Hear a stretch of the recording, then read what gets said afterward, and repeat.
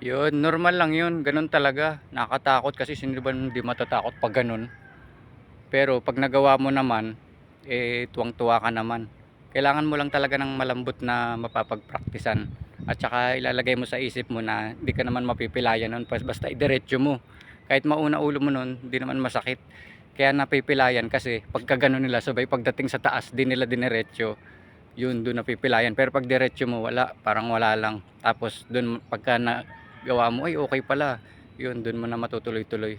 Naalala ko noon nung natuto ako lang mag-isa sa dayami yun eh. Tapos halos padilim na yun. Yung ginawa ko, diniretso kong ganun. Tapos nagulat ako. Yung pagkaganon ko, back handspring ko, parang marunong na talaga. Tapos nagulat ako, sabi ko, ganun lang pala yun. Kaya yun, pre-practice ko na. Tapos kinabukasan, merong mas malalaki sa akin. Sabi ko sa kanila, marunong ako mag vertical o back handspring. Sabi niya, sige nga, pakita mo nga. Tapos pinakita ko sa kanilang dalawa. Pag ganun ko, ang ganda ng back handspring ko.